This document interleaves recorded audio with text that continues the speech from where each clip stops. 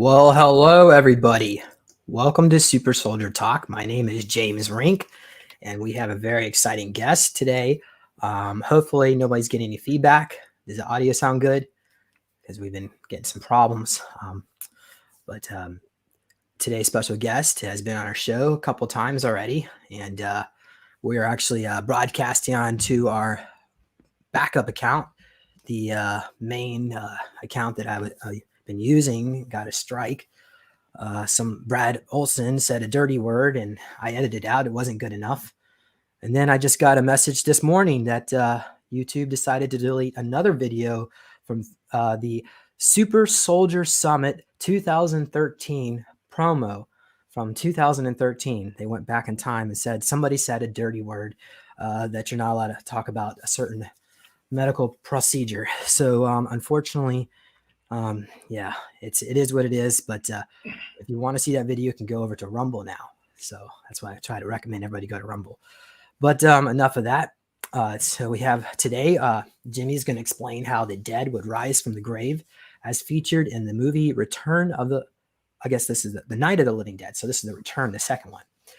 So we're going to be discussing the white nuclear trains, the Pantex Plant, the Arco Plant in Monaca, Pennsylvania, and the Byberry State Hospital, amongst other things. So Super Soldier Agent Jimmy Paine, a.k.a. Dallas, was in the secret space program from 1959 to 1996. During this time, he was a shuttlecraft pilot for Tall White Warriors at Area 51 and participated in time travel missions with the Montauk Boys at Camp Hero. He also recalls working for the Weyland Corporation, where he encountered a xenomorph at LV-426, which the movie Aliens was based off. He was stationed on Mars, Titan, the Moon. On Mars, he has seen the broken statue of a giant face of a humanoid in 1974, along with Duncan O'finoian. He remembers seeing Tommyknockers in a cave on Mars, which are a muscular type of tall grays. On the Moon, Titan, he was stationed in a massive underground base. He was tasked with fighting a monster they called It. It looked like a junior Montauk monster, a type of Bigfoot monster that would gain strength by attacking it. He was also on a secret mission from Vandenberg Air Force Base, the Lunar Apollo 20 mission with William Rutledge, where they discovered oriental-looking humanoid named E.B. Mona Lisa. And Jimmy claims Apollo 20 footage on YouTube is real. He also was there with the assassination of JFK. We've discussed that. It was the aliens that ordered it. But tonight we're going to be discussing zombies, I guess. Jimmy, do you want to add anything else to your bio? You were the guy in Predator movie that was based out of that too? What else? What other movies was based off of you? Are you there?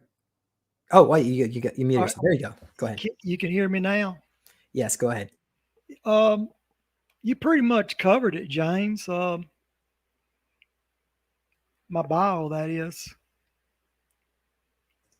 Okay, great. Audience members, thank you also for joining us tonight. If you have any questions for our special guest, be sure to put in the chat description. And I guess where should we take this story? Where do you want to begin, Jimmy? Where's the story begin? Well, first of all, I am an MIB, Men in Black. That's what I was trained for. And I was one of the youngest ones that ever made it. And I came over from Project Paperclip.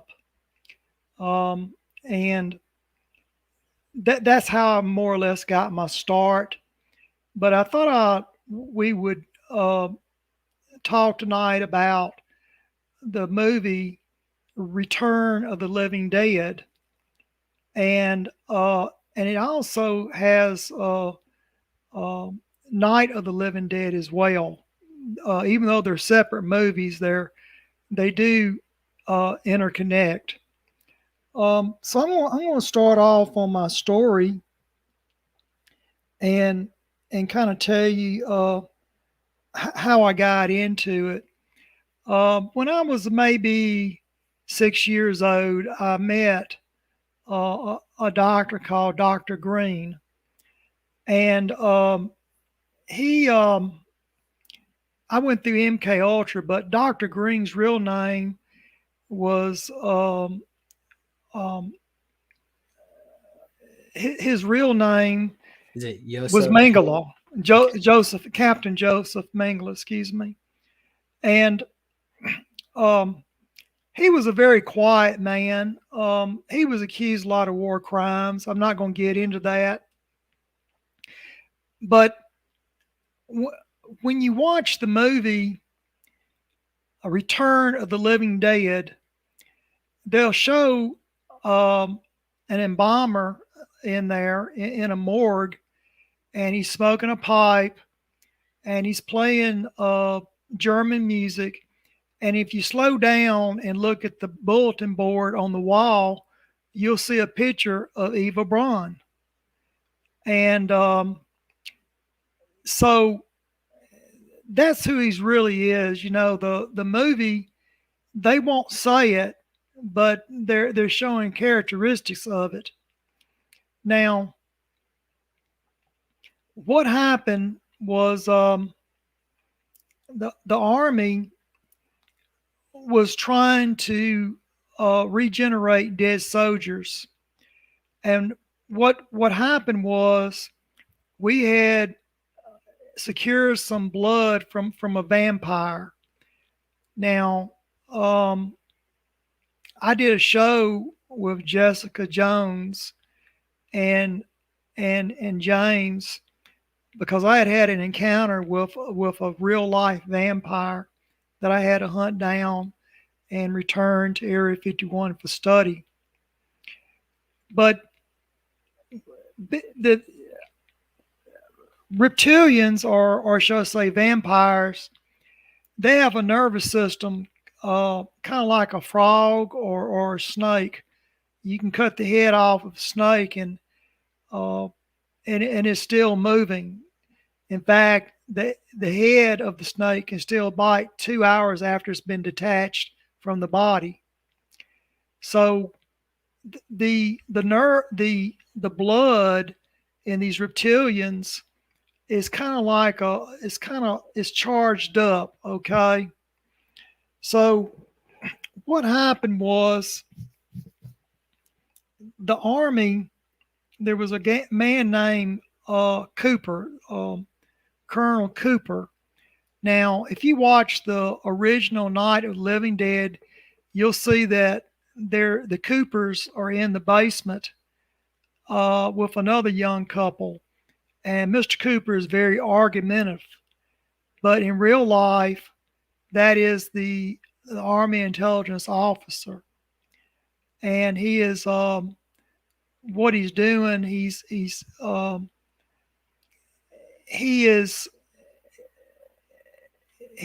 is observing what's going on. Okay. Now, the little girl there that you see, she got killed in a car wreck up on the state highway. She's about 11 years old. Her mother and father was too mangled up, so they couldn't bring them back. And Mrs. Cooper is assisting the little girl. These are all experiments. You take this blood and you inject it into the veins of a human, and then you just like you would take a defibrillator and you shock somebody, it jump starts the body. Okay. So that's what it is. It's basically it's radiation combined with sound waves and electrical pulses. Now that is on the original Night of the Living Dead. And the black man is really dead, but he's been fixed up by a funeral home director. And the blind-headed girl there is in she's comatose. Okay. So Mr. Cooper and Mrs. Cooper is playing psychological games with the young blind female there. Okay. Now, I knew about all this because I knew where the Arco lab was when I grew up. and I knew that Joseph Mengele was in charge of it.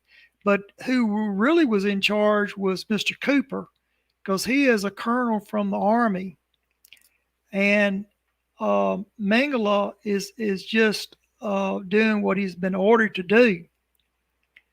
Now, on the movie Return of the Living Dead, there's some truth to all that. At Monaca, Pennsylvania, which is about 24 miles away, there's an industrial park, and well, there's really two of them there, and you got to go back down, James, the other way, right there. Okay, there's a highway or a county road that goes by the two, and then there's an iron bridge, a railroad bridge. But it used to be originally, it was a Joseph Lead Company, and Joseph Lead Company was using that back industrial park to store lead there, and they had furnaces there. Now, Captain Mengele lived in Monaca, Pennsylvania, up the road there, and he had a medical warehouse, a medical supply warehouse in there called Unneedy. Now, if you watch the movie Return of the Living Dead, it'll show you a kind of a gray-looking building that is they store medical supplies. So Dr. Mengele, what he was doing, he was working out of the medical supply warehouse. Okay. Now, I'm going to jump back in time to the year 1951. And we're going to talk about Holmesburg State Penitentiary. Now, that's on the other side of the state, James. Is this the Byberry? No. What is this? No, we haven't gotten to Byberry yet. We're going to go to a Holmesburg State Prison. It's in Pennsylvania. See if you can pull a picture of that up. Okay, give me a moment. Let's pull it. I don't know if I spelled it the right way, but does that kind of look like it right there? Yeah, that's it. That prison, when they would go in there and get prisoners and do MK Ultra on them, But what they did, they recruited some of the prisoners, and they said, look, if you'll be our orderly, we'll let you out of your prison cell. But you're not to, if you say one thing, you're going to go back in there. So in Return of the Living Dead, what happened was they needed somebody to work with these doctors. Okay. All doctors have orderlies. So you have a con man right off, and his name was Vermin Stanton. That was his name. And he was doing 5 years in the penitentiary when he got released to go work at a state hospital called Byberry State Mental Hospital. Can you pull up Byberry State Mental Hospital? Pull up some pictures, James, of the don't do just do a Google image. It'd be better. Look at the people there. Just look at the people. If you can get it blowed up better. All those people there, they can't take care of themselves. Some of them defecate on themselves. Some of them walk around naked. Um, those there are ones that are not that bad off. Um, but they also house the criminally insane as well. And those are what those are. Those are younger kids. Those are probably retarded children there. But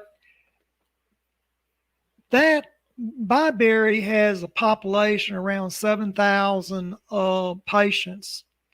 So when this man, Vernon Stanton from Holmesburg prison, became orderly there, they had two MK Ultra doctors that were in there experimenting on these patients, and they would, they were testing.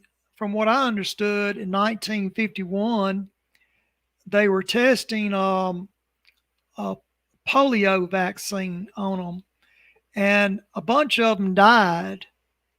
Okay, well, when you're in a state hospital, you're thrown away from society.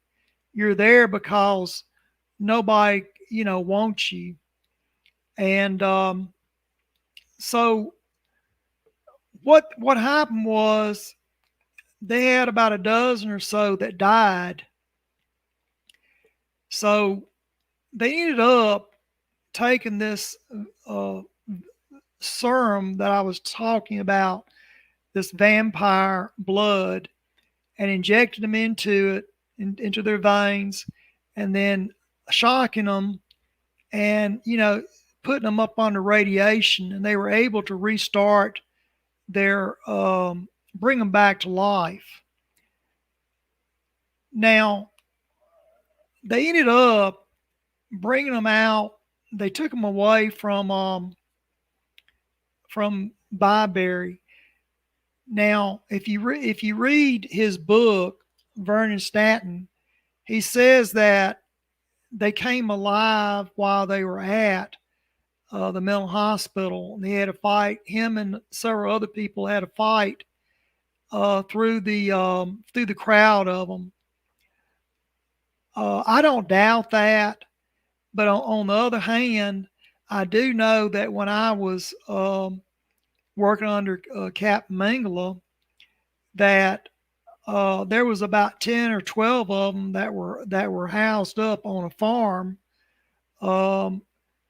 not far from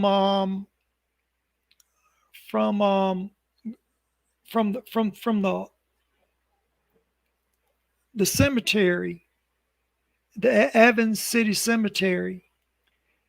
Okay, so that's where the Night of the Living Dead comes in at, James, when the movie was made. But I'm going to jump back now to Return of the Living Dead. Now, there's just so long that these bodies last and they start to fall apart.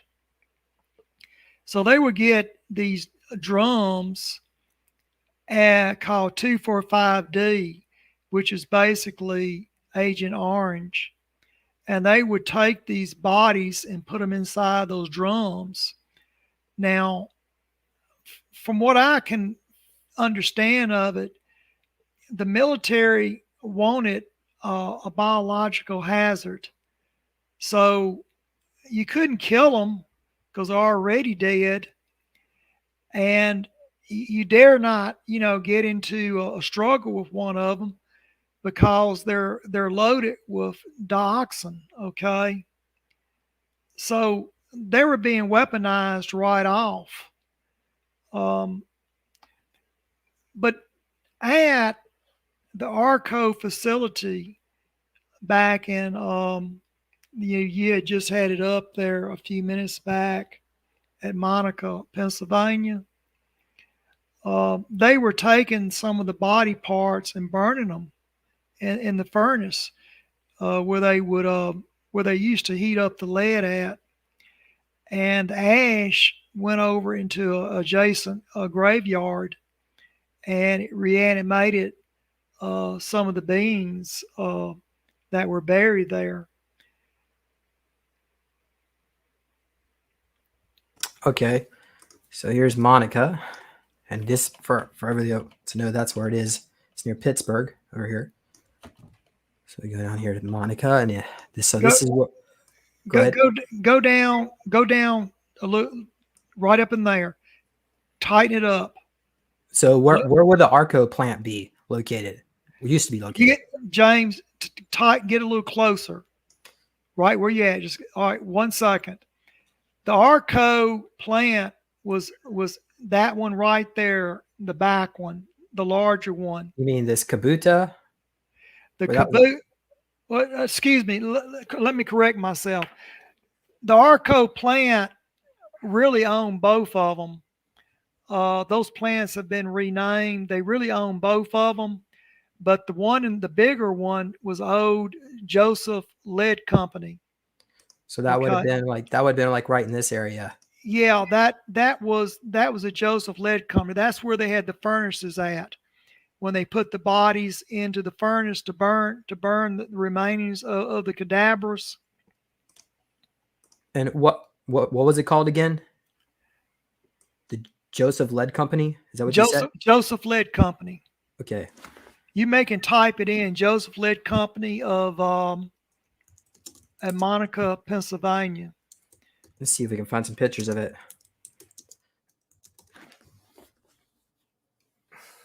Okay, give me a moment here. Tank farm, all that's all that's new. Okay. Go to Google Image. Image. There it is. You had it back up. There it is right there. Where, right here? Yeah. Industrial Potter Township. Yeah, it used to be called Potter Township, and then when Joseph Lead Company got there, they called it Joseph Township. Here's another aerial. See the big. See, look. 1 second before you move. See that big stack right there? Yeah. That's the furnace. That's what they put the body in, the dead bodies in, and when it heated up, the cremated mains spread over to adjacent to that. But go back to the creek, Raccoon Creek. This? Okay, yeah. Go a little closer between the highway and the creek. Think the Joseph Lead Company would have been over here, because you can see there's this bridge here, and then in this aerial you can see they had more than one stack, James. Oh, okay. So we're looking at this stack over here. So we're not they had several stacks. Okay. So all this was. All right. Get closer where that little curve is, where the highway and the creek comes in. Like right here? Yeah, get closer. Like in this area? Yeah. All right.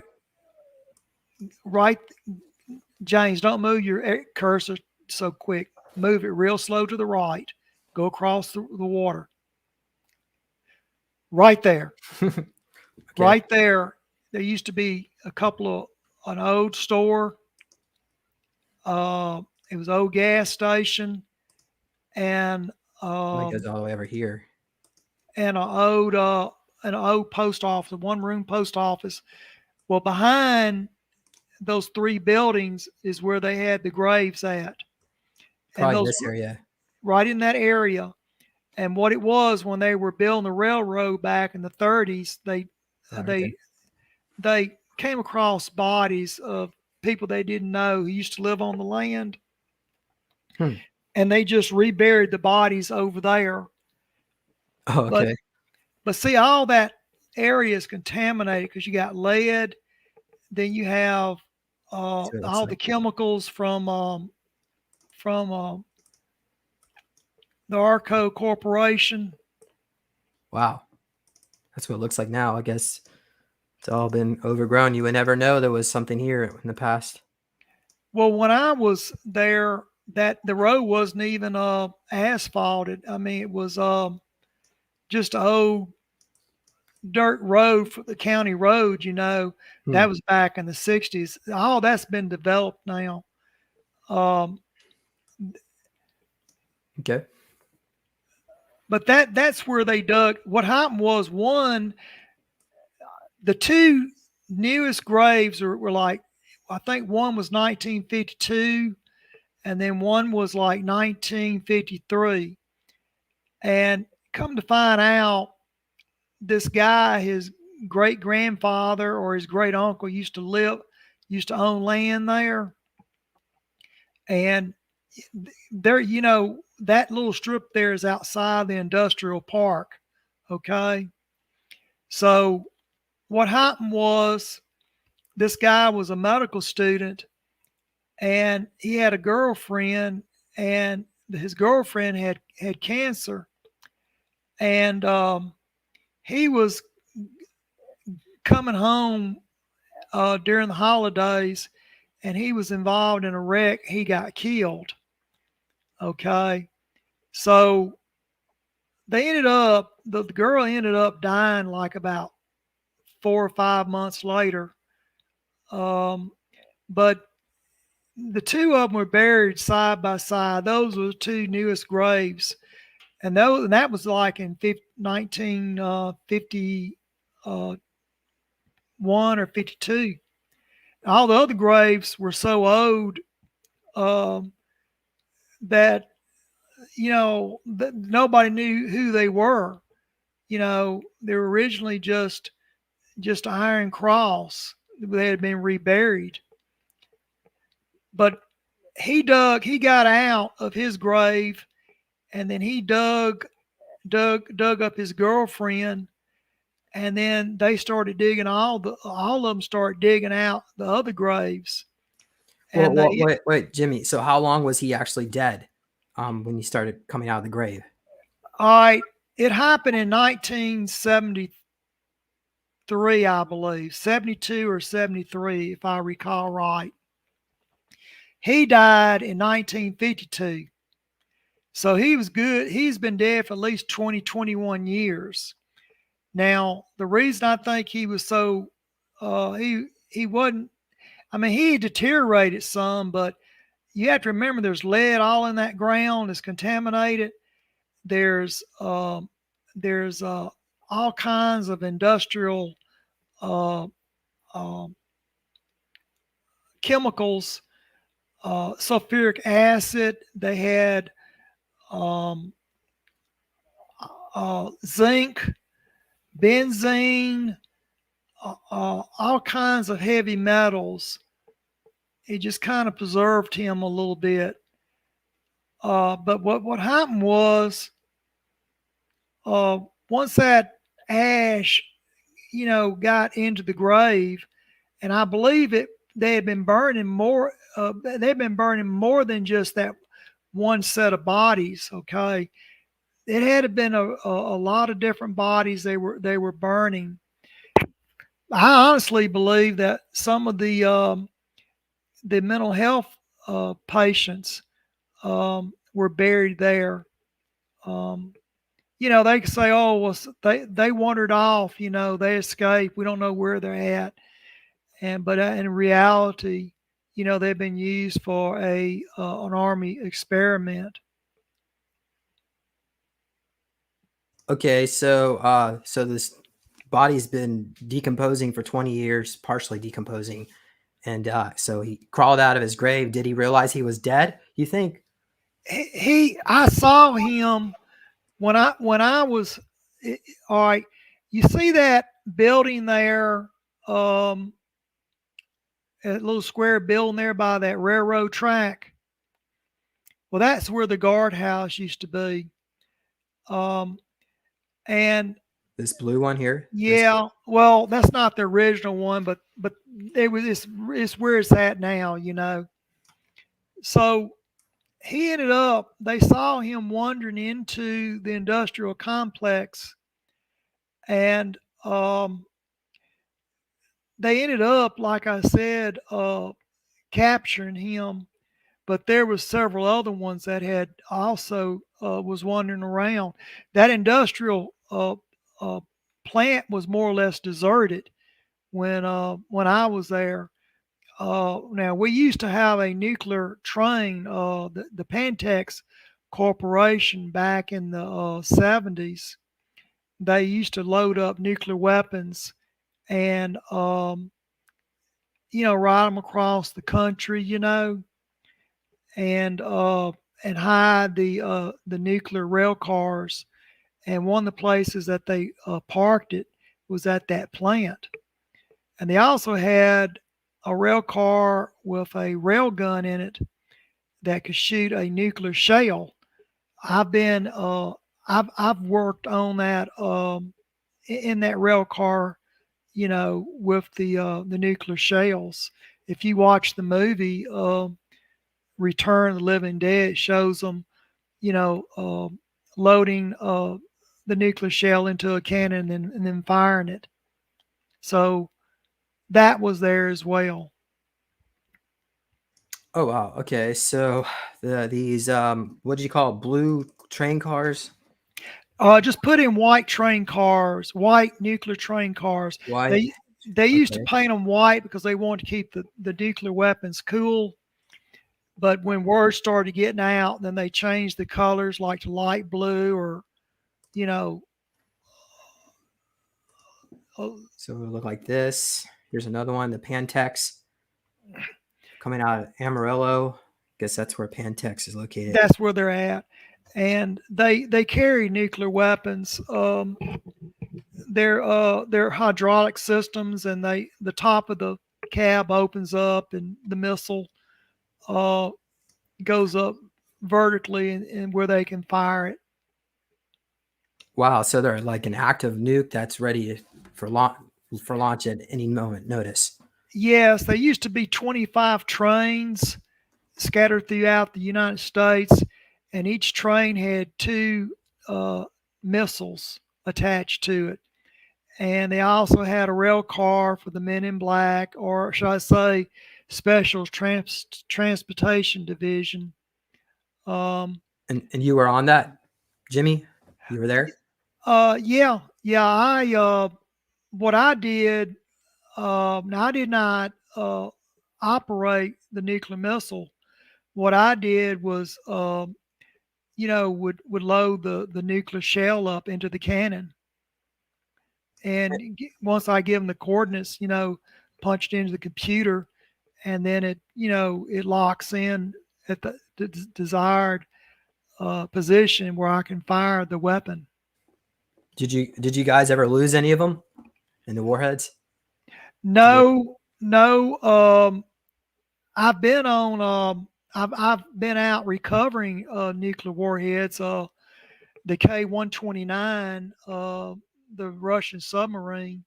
I retrieved some nuclear weapons out of it years back, but um, I've never lost any nuclear shells. All right. So, what was the connection with the nuclear? So they were just stored at this Arco plant. Well, they would shuttle me in there for a while, and for a few weeks, and then a few weeks later they'll go somewhere else. But um, You think that's some right there? Still there? James, I don't know what timeline that picture was taken. I don't believe it is because Okay. there's caps on that, and the ones that I'm familiar with don't have the caps on it. Okay. That looks All like right. rail. That looks like tank cars. Okay. All right. So how did so let's so the guy came out of the ground and he got it. I guess there was a shovel nearby, and he started digging out his girl who had cancer. Now she's alive too. Well, what he was doing, he was digging with his hands. Now you got to remember, it was behind an old abandoned service station.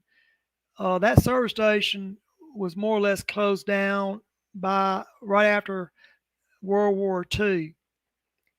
Um, I imagine there were some tools laid back there. Maybe some garden tools, maybe a shovel or whatever. But he was digging them out, and you know, I mean, he apparently was going to marry her. So Okay. So the wife, not wife, the fiance comes out of the ground, and she died from cancer. Does she? I mean, I guess the soul goes back into the body. Is that kind of how that works? uh What do you think? James, when I've talking to them, and the thing is, they're traumatized, okay, um, and they're they can feel themselves rot, okay, they can feel themselves rot, and it's like it's shock to them, okay. Now, going back to the Byberry State Hospital, you have people there that are mentally insane. Um, some are retarded or whatever, and then you throw this on top of them, where they come back to alive. So I would consider them to be dangerous, simply because they've been drenched into 245D, which is basically Agent Orange. And I believe the military did that to try to weaponize them. Now that's just my personal belief. So the military would have known they were going to be coming back from the dead. Yes, the military was trying to build a super soldier, but they wanted to experiment on these retarded uh, individuals, and it was just like I said. And I have seen super soldiers come back to life, but you have to get them right when they've been shot and put them on ice, and they can revive them. Um, but once the body's been dead for a couple of days, or a couple of months or whatever, um, it's basically it's too far gone. There's no reason to bring them back. So you should check out this movie, Universal Soldier Regeneration. So that show talks about how they're bringing back dead soldiers and reanimating them. So yeah, it's a good one. See, but yeah, to give us some soft disclosure. Also, Uh, the Heather material on Project Camelot. he What? uh, in Vietnam, I've packed people up that had been blown away, and they sent them back and they regenerate them, and you can't tell they even been shot, and they have no memory of it. Well, if you check out the Heather material on Project Camelot, this Heather Anderson, they were bringing back soldiers that died in Iraq, and essentially they were trying to convert them into super soldiers by putting these HGEY, these hyperspatic something wires inside of them that allow them to go into 0 point. And then what happened is their higher up commander or CEO put the order to actually create titanium bones and clone tissue over it. So they gave the order to eliminate all these people they reanimated, and she basically became attached to them because they're. I mean, how can you just tell? I mean, I guess they were dead, so they could be experimented on. No one would know. But I mean, is it really killing? I guess in their mind, it's kind of sick, honestly. But It okay, it, it go ahead. is sick. It's what people watch a movie like that, Return the Living Dead, and they don't really realize it's soft disclosure. You see, and but I can assure you, what I've experienced is something I would rather not have have done. I would. How could somebody do something like that? Now, Mengele, on the other hand, was trying to save lives. What if you have somebody that um, falls through some ice, and they freeze to death, you know, and they're young. maybe give them a second chance. But the military, that wasn't what they were doing. What they were doing was contaminating these individuals with Agent Orange to weaponize them. Okay, so Jimmy, can you earlier on you made a connection with vampire blood. How did they, is that what reanimated these guys, these zombies? Well, if you take like a frog and you take a battery and you touch it with two prongs, you can make the dead frog's legs move. Okay, it stimulates the nervous system. And the thing with a snake, you cut the head of a snake off, but still 2 hours later, that snake can still bite you. The head can still bite you. So nature has given certain animals, it has hyped up their nervous system. What the military was doing was taking a humanoid, which is basically a vampire, and injecting some of that blood into human blood, and then they would pulse it with electrical currents, and and was able to revive them. It's sort of like Frankenstein, which Yeah, actually is the Frankenstein was the actual name. Was it the name of the scientist? It was actually not the name of the monster. But so is that actually? Do you think that's also a soft disclosure too? James, I can only tell you what I've experienced, Oh, like I said, with the Night of the Living Dead, Return of the Living Dead, Universal Soldiers. Those are things that I have mm. experienced. Can Now, can you comment on this Valerie's question about the dogman? Did you ever encounter any dogmen? yeah, So, um, so they're real. yeah, at Area 51, there were a pack of them. I could walk amongst them. Well, did they scare you?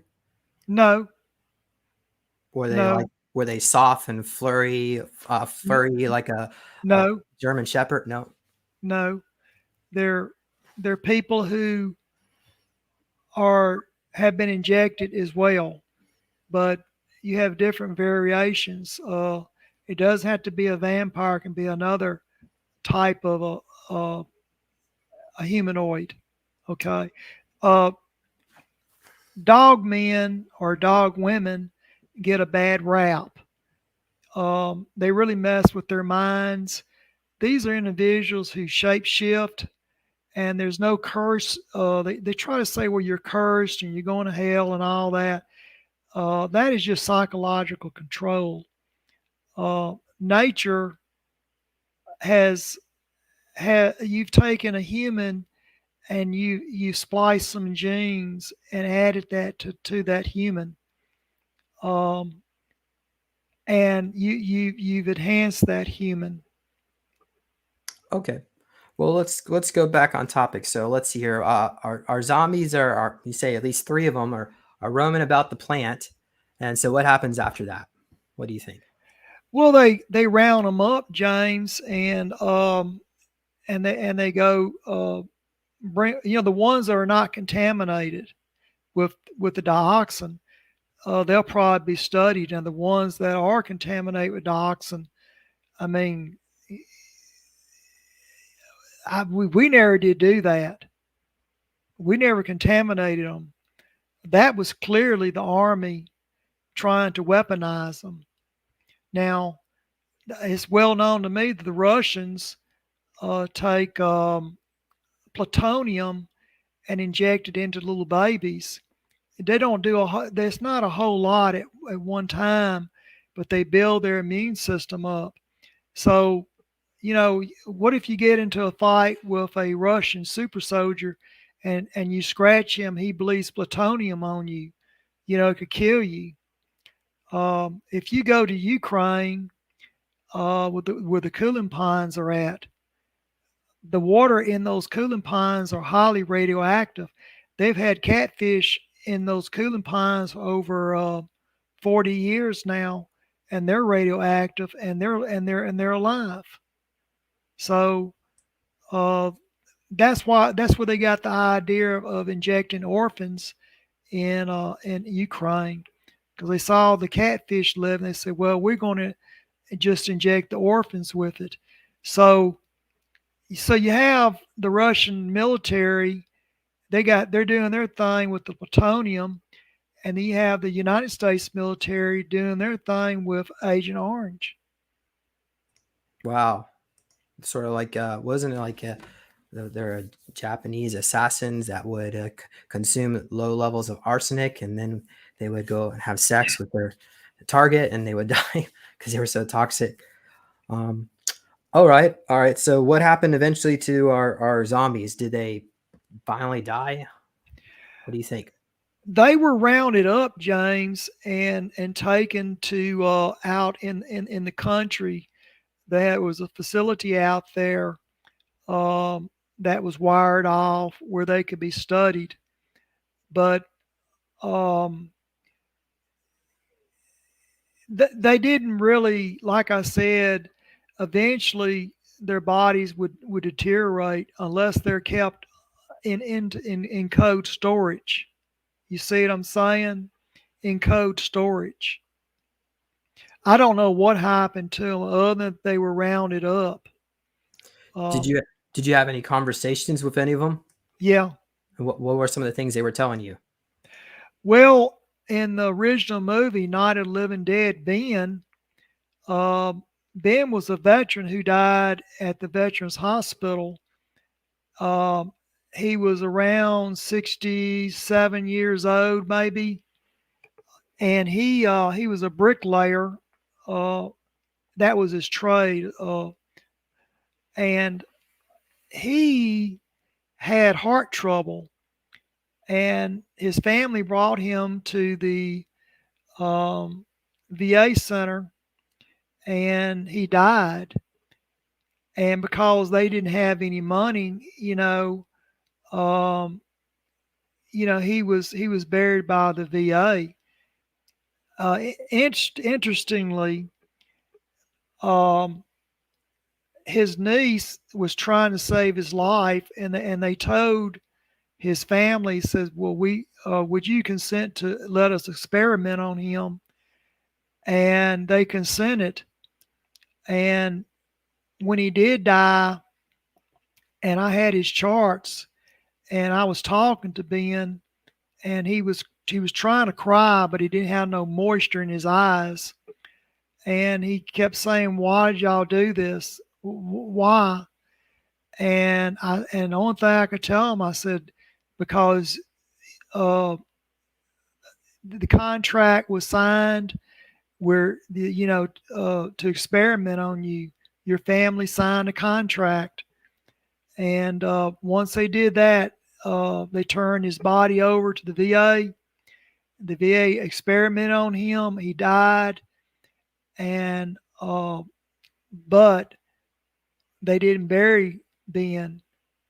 They brought him back. Wow. Okay. So what do you think this technology is being used for? Do you have any reports? How far it extended into? Well, I had a very strange report, but I haven't been able to pinpoint it. I've heard um, that the Vatican, there's a shortage on priests, or should I say, bishops or cardinals or wherever you want to say. And I've heard that under the Vatican that they're growing clones, or either they're bringing the dead priest back to life. Now, that could be just, you know, someone who's trying to do damage to the church. I have no idea. I would have to go back down there and look around. And it's been many years since I've been in the Vatican Library. So but that's just one of the things I've heard. So what else do you think is down in the Vatican library? Like what secrets are they keeping? Well, I was reading some of the Tesla papers there. Some of the inventions that were on file there, and I thought that was very interesting. So they basically got all the Things through the United States Patent Office, but Nikola Tesla definitely has a number of patents on file at the Vatican. I've looked at them. Helen interesting. Man. I thought Tesla was kind of against doing any patents. Well, what he did, he was doing it for humankind. Okay, he didn't want to profit. Okay, like he wanted to give people free electricity, stuff like that. And you had other people around him that conspired against him.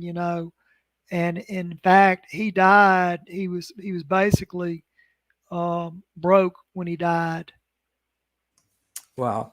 So does the here's a good question from Paul. He's asking, does the Vatican use time travel? What do you think of that one? They have a chromograph um, that they can watch the future. It's kind of like a TV. Yeah, so I think we maybe should just do a whole show on the chronovisor. Yeah, Well, chronovisor.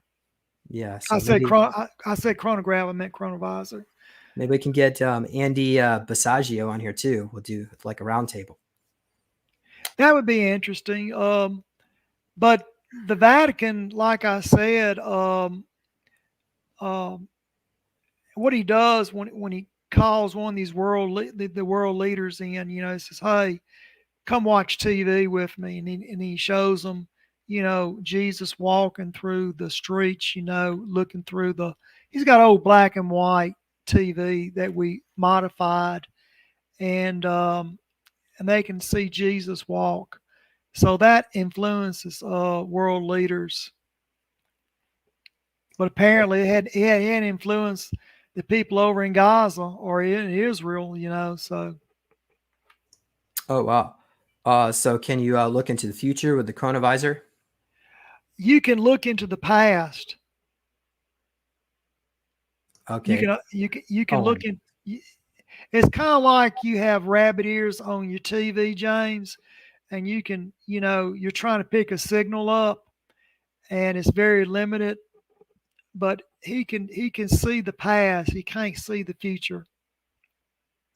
okay. Wow. Do you think one day the chronovisor will be available to the public? Where anybody No, could no, never? never. Hmm. There's something similar to it at Area 51, but it's kind of like a flat table with rings on it, and it lifts up and it arcs, and you can see a projection in it. All right. Well, so I guess we can. I had more questions about the Vatican. I don't really have anything else about the Night of the Living Dead. Is that pretty much the extent of the story? Well, the thing about Night of the Living Dead, um, is all true. Now, you get an intelligence report and you black it out when you declassify it. And what these writers do, they get a classified document and it's talking about uh, reanimation, and then there'll be a paragraph blacked out, and they'll talk a little more on, and another paragraph be blacked out. So what they do, they take those what they're reading and they just kind of plug in a story into those blackout boxes. And so that's what's going on. It's basically soft disclosure. Um, but yes, it's all real. Every bit of it's real. Wow. And your So government, how long do you think the United States government would last if the world found out about that? You know, that um, they could basically bring people back from the dead, essentially. well, they've been doing it since my research says it went back as far as World War II because I've ran into German SS officers that's been dead. If you watch the movie Dead Snow, um, Red Snow, excuse me, um, that's very real. But they made it out to be a comedy. See, it's just whoever picks the script up, um, trying to make a dollar. Okay. So let's see. We got some more questions coming in. What happened with Mr. Jimmy during MK Ultra? Did they ever expose you to MK Ultra? Yeah, I Okay. went through MK Ultra. First time I met Kathy O'Brien was at the Arco facility, and I was 5 years old. She has just barely turned 4, and after I left there, I went to Nellis where I went into MK Ultra, and then she followed through Project Monarch. Little girls go through Monarch. Little boys go through MK Ultra. Okay. And describe what is the, do you actually remember the process? Yeah. What, and what would you be able to tell us? Or is it Well, it's automatic? basically it's taping your eyes open. If you ever watched the movie Clockwork Orange, that's very much like it. Um, and they put drugs in your eyes, and they put like a TV tube or either a projection screen on the wall, and they'll show you like all kind of weird stuff. Basically, like rage. They're trying to make the little boys into killers. MK Ultra stands for Manufactured Killers Utilizing Lethal Tradecraft Requiring Assassination. Those are what the letters MK Ultra stand for.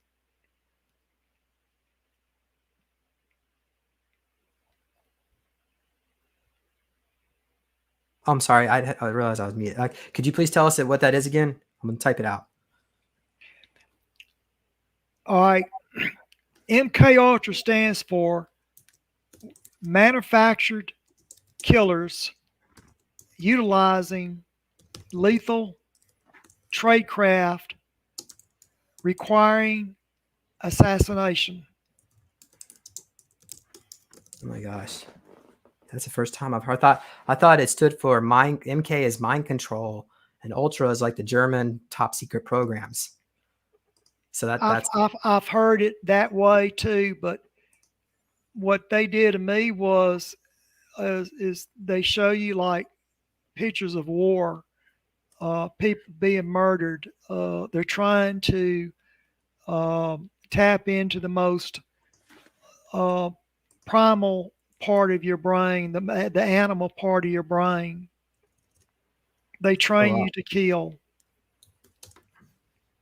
Wow. Let's see here. Let me post this for the audience members. And that's really interesting. So was it the Germans that came up with this term? James, I went through paperclip. Now that's what they called it in paperclip. I don't know what they call it. Uh, just a regular American. I fall under paperclip because I am of German descent. Wow. Okay. Wow. Okay. So let's see here. I guess let's go check for any more questions from audience members. We got that one. Does a cryptid cloning program involve avatar tech? Somebody wants to know that one. Repeat the question again. Does cryptid cloning program involve avatar technology? So, like, are people protecting their consciousness into cryptids. What do you think? You mean body soul transfer? Is that what you're referring to? It could even be temporary, yeah, going back and forth. Into another body form. Yeah, Okay. yeah. Did you ever witness avatar cloning programs as a minute MIB? Well, if you watch the movie Avatar, where they go to Pandora, big blue humanoids, I've been to Pandora. Oh, that's right. You said you were there. So can you confirm basically the movie is pretty accurate? At least maybe the first one. It's pretty accurate. Now,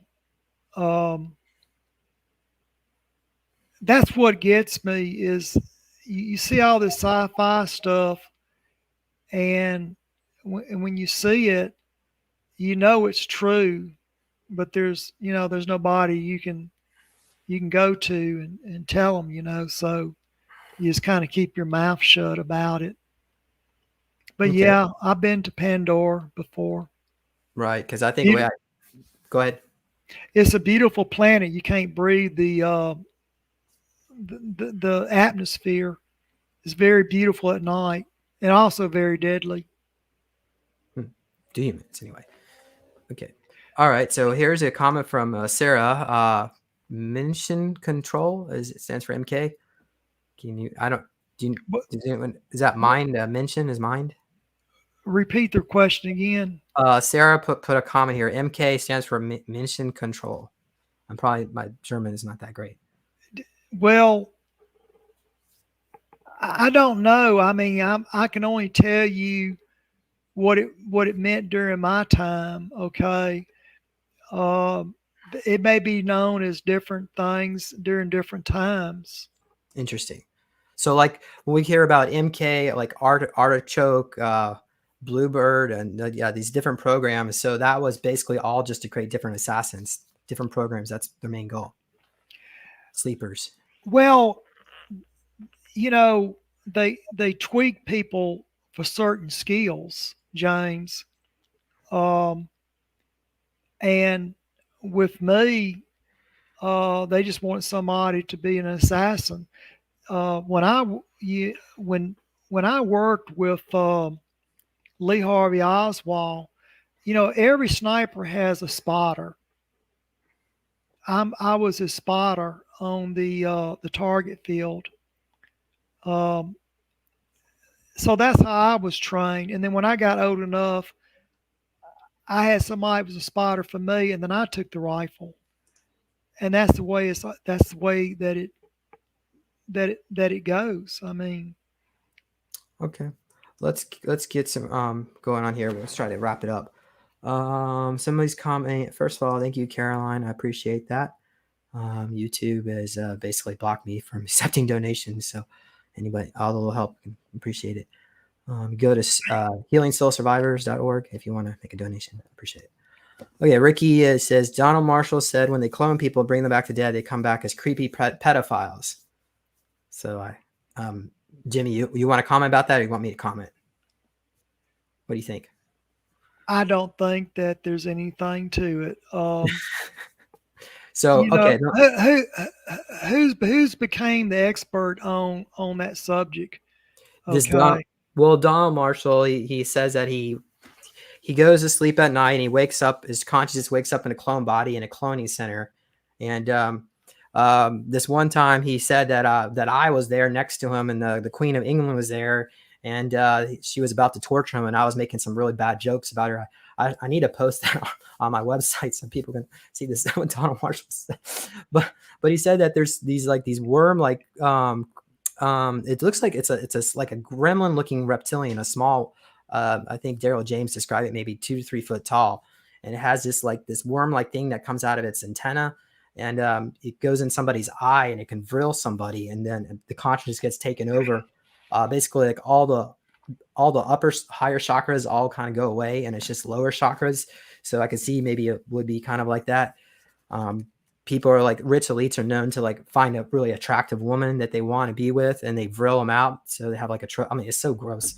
Unfortunately, the world Well, that we live in, I can't go ahead. well, well, I do know they did some studies on the drug DMT, um, and it, and this is what was really kind of strange. If you took 100 people and shot them up with DMT, and let's say that you stopped their heart, and then you revived them. In other words, they were clinically dead for say 3 or 4 minutes.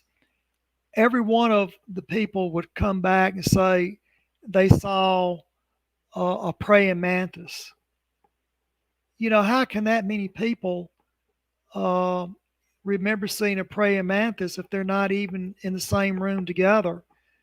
So these, when you're talking about, like you were just talking about this creature, it sounds like y'all were giving DMT, and that you're leaving, your mind is leaving your body, and you're going with these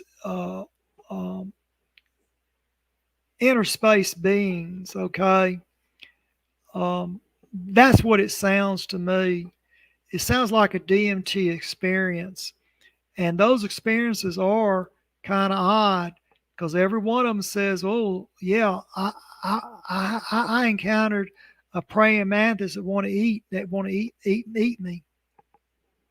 Oh yeah, some of them are very negative. They look at somebody's arm and they can snap it and say, "Oh, that broke easy." That's just like that. Exactly, but it's a phenomenon with that drug. You see, Hmm. so when people are saying, you know, they're remembering things because they've been cloned, um, I would first think that they were on some type of, you know, DMT or something. Okay, let's keep. We're trying It's to like get mass hypnosis. who is having mass hypnosis. Well, you take 50 people taking DMT, and they all confirm about the praying mantis. It sounds like Oh, what okay. I'm saying when you and the other guy was talking. That's what it sounds like. Okay. So we got Teresa says, Teresa, can if anybody has Donald Marshall's email or contact, go to my website supersoldiertalk.com and just shoot me a message. Yeah, I was going to interview him back in 2000, probably it was 2013 or 14, and there was another lady. This, I guess I'll go ahead and say this. Oh my God, I'm gonna get in trouble. Erin Green Hicks. She stirred up the pot, and so Donald Marshall lost interest in working with me. But it'd be great if we could get him on board. So supposedly he hasn't like done any videos in a couple years. All right, do the Walking Dead want to eat brains like in the movies? Valerie's asking. What do you think, Jimmy? Well, that's an interesting question. When you go back to the criminally insane that were at Byberry Mental Hospital, I, I believe that that's probably true. You have to look at where the individual came from. I mean, they have like vampire blood in them, right? So they. But overall, can you imagine, James? You wake up and you can feel yourself rot. I mean, just think of a psychological toll that would take on you. Okay. All right. So we got. Let's move on. Ricky made a great comment. Terrace. I guess it's McKinnon. As it saw mechanical elves when he was on DNT. So. All right. Let's see here with other ones. Who do you think might be running the Vatican? I just find it hard to believe the Pope has any power. Well, this is what I kind of see it. If he's at the point where they're cloning the priest or trying to bring the priest back to life, We're, that institution is a failed institution. Look at all the pedophiles that are in the church, the priest, I mean. And it's just, it's kind of like every man or every woman for themselves. Okay. So who I think might be running the Vatican are pre-Adamites. So essentially, they're basically some really nasty humanoids that escaped from Mars after destroying that planet, and they settled in Antarctica and put their physical vessels in stasis. So they created like avatar bodies, and they occupy them. So, but they're basically like giants in stasis. But these guys are like basically cannibals. So they're, yeah, you can imagine what's running this world. Well, Go ahead. The Vatican, they have a very well-oiled intelligence agency, and they believe in whatever they're doing. They believe in it. They feel they're defending the faith, and there is such a thing as evil, James. And I've been through exorcisms. I've seen people possessed, and it. I'm not. It doesn't startle me. More or less, it's just, oh, what demon is this one? You know what I mean? Um, the first movie, The Exorcist. I was there when that creature manifested itself in the bedroom of the girl, the little girl. What was that thing? Like a griffin or something like that? Well, That, it that was a statue? it was a reptilian, Hmm. and it materialized for about 3 or 4 minutes, and then it faded away. But it didn't do any damage. It just was more or less. It didn't have the power that people thought it did. Now, the second movie, The Heretic. Now that one was serious. Um, you see the little girl put the band around her head. Well, that's the same kind of band that we used to wear at Camp Hero. You can manifest a demon if you want to, and that's exactly what happened at Camp Hero. We'll Oh, look at Butch Defoe. You know, the Amityville horrors are very well documented, and Butch Defoe was one of the Montauk Boys, but he killed all of his family with a shotgun. When they're in their beds. wow. So that's also a documentary. The Amityville. Yeah, that Amityville is right down the road from Camp Hero, and I remember Butch Defoe because he was one of the Montauk Boys, and I think what happens, and this is just my theory, that when we start putting the bands around our head and making uh, entities materialize, we train our brains. Our brains are so well active that after a while we don't need to put the band on our heads. We can materialize it on our own. Well, so here's the Amityville. As you can see, obviously the owners don't want you to see it, but yeah, it's there. Was it 112? 112 over here somewhere. Well, the address has been changed, but Oh, so that's not okay. But yeah, you're right. Here it is in southern part of Long Island.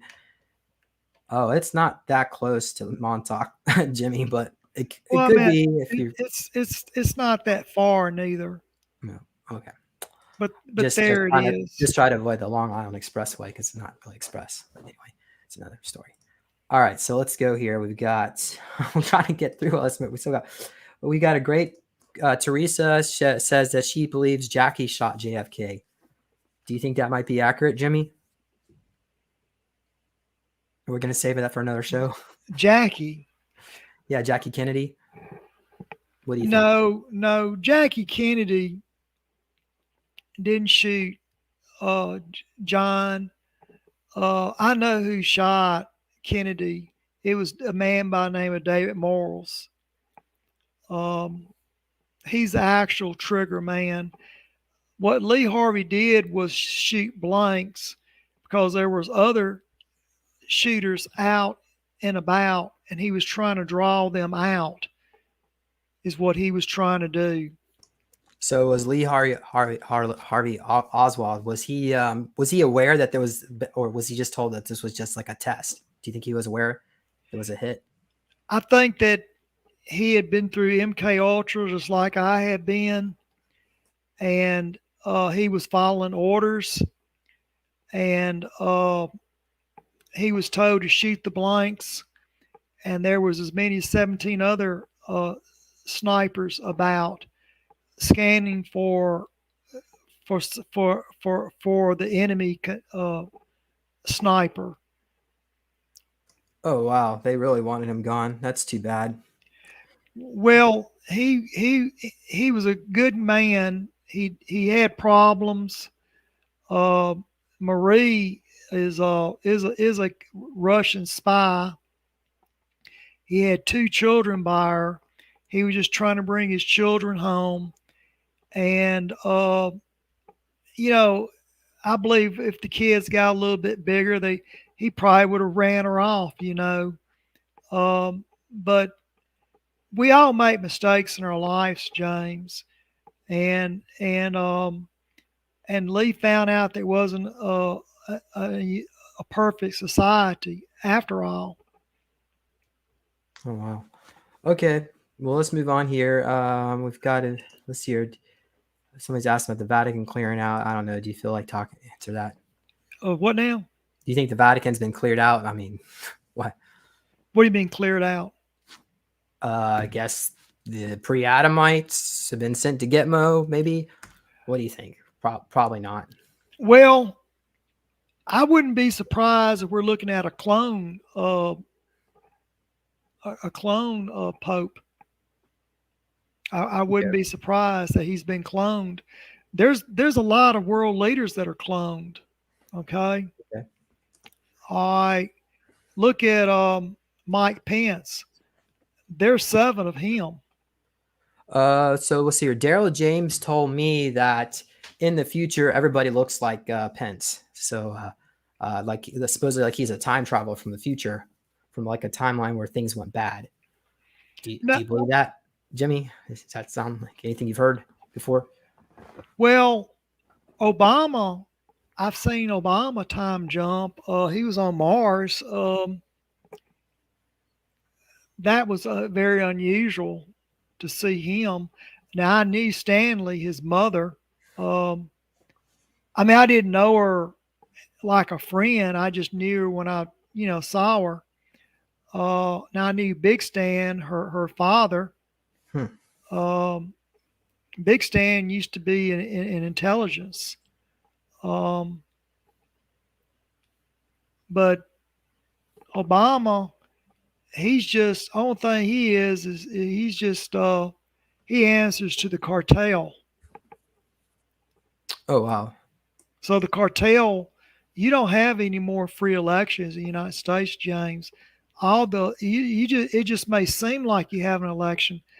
All your presidents are picked. Yeah, I can believe that. Okay, let's move on here.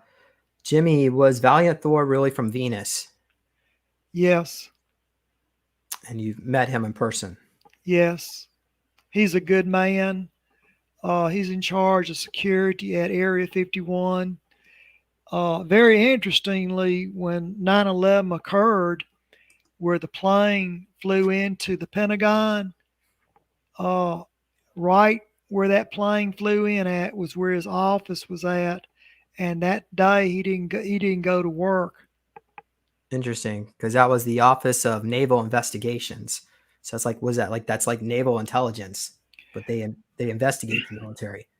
Well, I think what it is now Val was good friends with um, Oscar Snyder, Phil Snyder's daddy. Now, Oscar Snyder or Captain Snyder was on the Philadelphia experiment, the Eldridge. And another person that was on it was Valiant Thor. Oh, Working wow. on the project. Okay. We've actually gone over that before, so let's just move Yeah. on here. Oh my gosh, so many questions. Let's see. Oh wait, here we go. So still comments. Mark is saying that they didn't shoot JFK; they shot a clone. Do you think that might be the case, Jimmy? You think? No. When they shot Kennedy, they wanted his brains. They also did a soul transfer. They captured his soul. Apparently, these little grays, um, they can, when you die, your spirit, when it leaves your body, becomes an orb about the size of a baseball, and we can't see it, but the little grays can, and they get very excited and they try to run along the floor and grab the little ball of light. And when JF Kennedy died, they grabbed his soul. Um, and I would believe, and it's just my thought, at some point in the future, um, his soul will be put into another avatar. It'll be recycled. Interesting. So he's probably stationed right now at Lunar Operations Command and looking over Earth's forces for that special day when we have finally announced to the public that the SSP is real and they can pay No, us too. I think that what happened is that his soul will go into another body, maybe a newborn child or one that's been manufactured, and he would grow. He would grow up, and it all start over again. Somebody's commenting JFK was shot from behind, Oswald is in the front. Do you agree with that, Jimmy? What now about the shooting? JFK was shot from behind and Oswald was in the front of him, so Oswald couldn't have shot him. James, there were 17 snipers that day in Dallas, Texas. Now, Howard Hunt, everybody's heard of Howard Hunt. He was one of the tramps that went through Daly Plaza. Howard Hunt lived uh, 5 miles from where I grew up. I've been knowing Howard all my life. Um, he was my um, he was my handler for a number of years. And Howard Hunt was original director of the Central Intelligence Agency. And what was his connection with JFK and the assassination? He was in Dallas, Texas the day that Kennedy got shot, and him and the couple of other intelligence officers were walking through Daly Plaza, and they thought they were tramps, and they picked them up, and then they let them go. Okay, all right, thank you. Let's just get up so we're done with this. Ricky is saying, who is at the top of the pyramid? AI, Nazis, or Draco? Or yeah, what do you think? The eye of the pyramid. Well, I don't know about the eye of the pyramid. I think it's a very diverse. We have a very diverse world, and who has the most power rules. And it could be a one factor at one time or a different factor at another time. So People. it's not just one. Well, things constantly change. Um, we're all biological entities. Even an extraterrestrial is a biological entity, and they do die. Some Thank you. live longer than us, but Hmm. they do die, and they're replaced. Wow. So Ricky's asked some really good questions. Ricky, maybe we should get you on here sometime. So Douglas Caddy said E. Howard Hunt told him they killed JFK because he was going to give out the Russians America's UFO tech. So immediately, I think that's I just don't agree with that, because the Russians and the Soviets and the Americans were working together. They had an alliance against the Germans in Antarctica. So, but maybe that's what they believed. What do you think, Jimmy? Well, first of all, the Germans were pissed off with the Russians. Now, Kennedy wanted to work with the Russians because of, the Apollo 20 mission. Okay, but that was too far off in the future. Um, he had not even gotten to the moon at that time. Kennedy was killed in 63, and we didn't have the moon shot to 69. Um, so it's all different factors. The Russians don't like. Well, the Germans don't like the Russians. Okay, but Howard Hunt. Um, when I was over in Russia, we stowed a flying saucer. The one that went down in Roswell was damaged too bad. It's used as a flight simulator. Now, the one in Russia is the same make and model, and I flew it back. So Lee Harvey Oswald was basically a spotter when he spotted the flying saucer. Um, you know, as I said, uh, Lee Harvey Oswald doesn't have an eternal flame burn over his grave. Only Kennedy does. And but Lee Harvey Oswald was patriotic, but he was patriotic in a different way, James. He knew that the presidents are picked, and he wanted a true republic. And maybe he was just mad at the government, but he could see through it. Thank you. All right, thank you for sharing that. All right, so Joan, I know we're down like that was. I guess is the last question. Joan wants to know: can you elaborate on any info on the Pendar? Can you tell us what do you think a Pendar is? Pindar, I'm now. Uh, there's a reptilian named Pindar. Is that who you're talking about? Yeah, well, wasn't it? Yeah, was it Kathy O'Brien, Yeah. Arizona Wilder? Go ahead. Well, Pindar. I think him and Arizona Wilder had a child together. I've met Pindar before. He's basically a he's human, but he is a shapeshifter. He's part reptilian, and I guess if you had a put a label on him, he's in the military. He's in the reptilian military, and the queen is the one that gives the orders.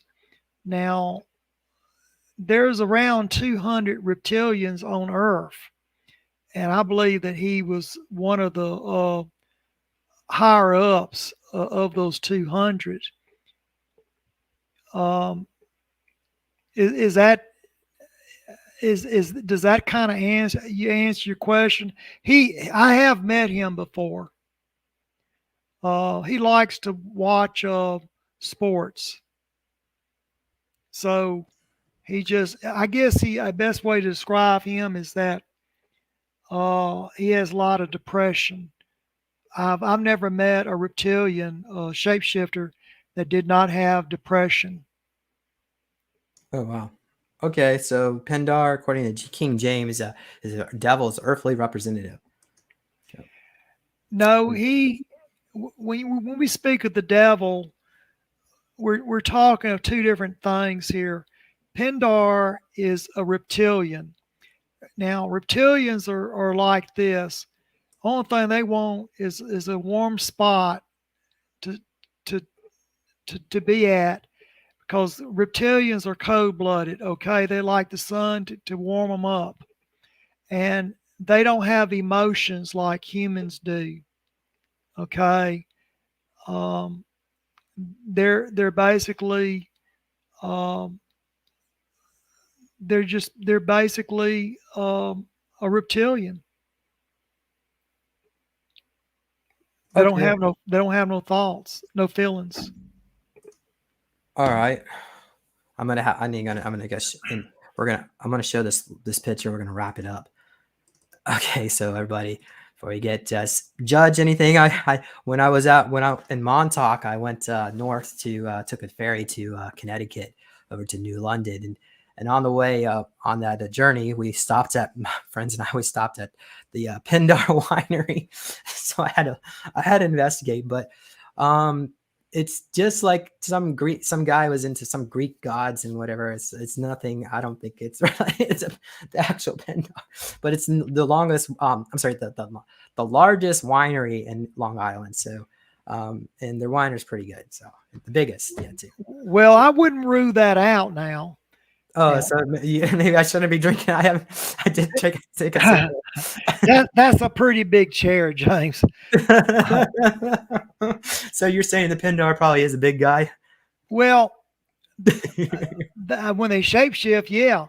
Now, Pindar in real life, he lives in a castle over in France, and I've been to his castle. He's got believe it or not, he's got a dragon in there.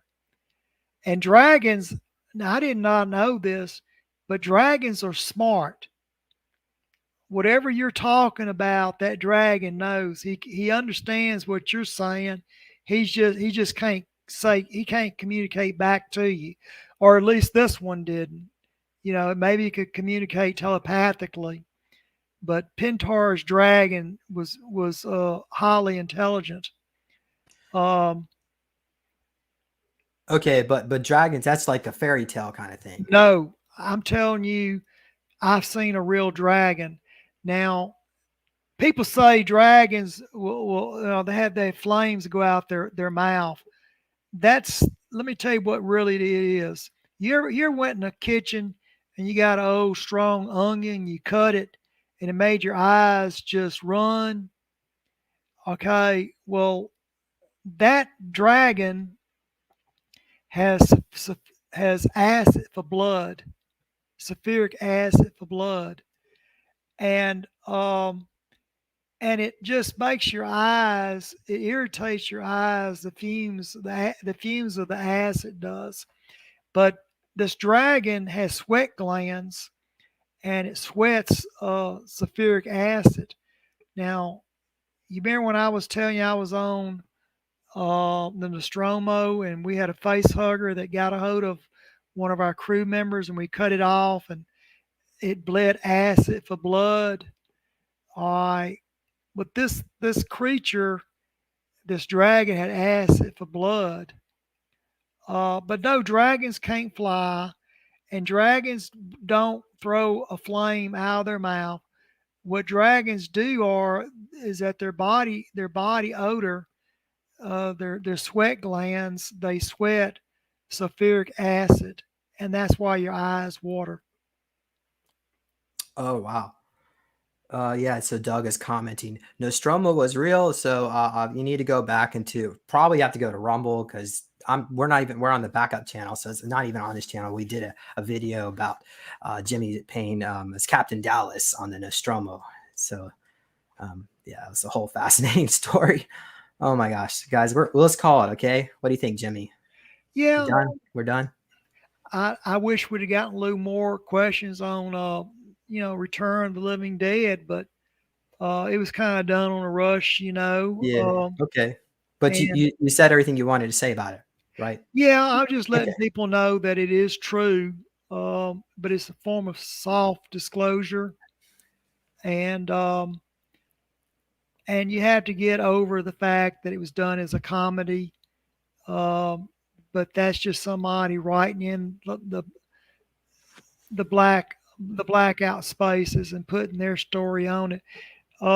If you really want to, you can go type this in: Werner, Veimer Stanton, and he is the author of Return of the Living Dead.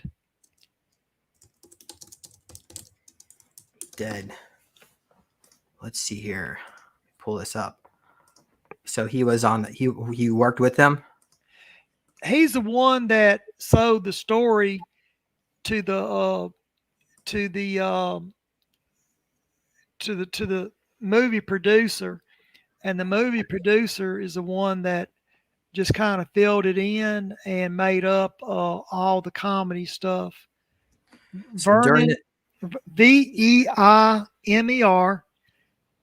Stanton, Stanton.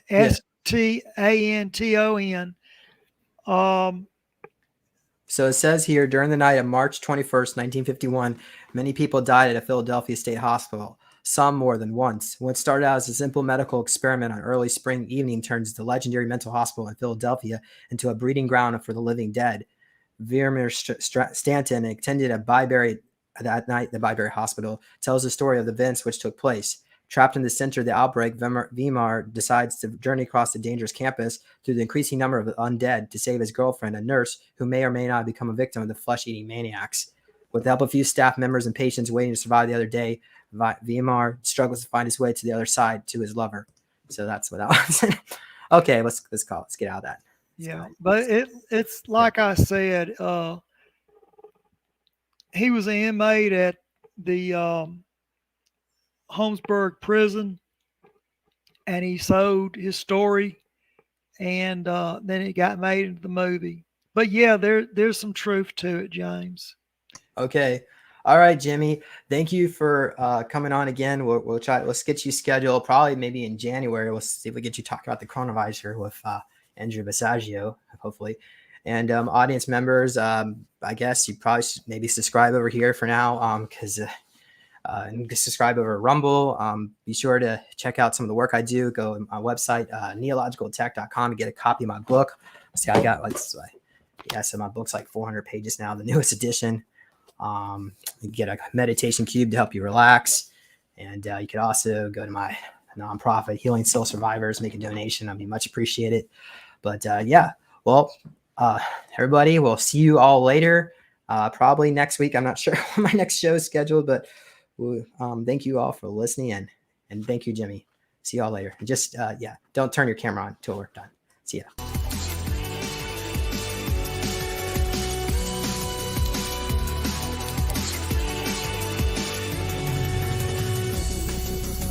Please consider supporting Super Soldier Talk by purchasing your own Neo Meditation device.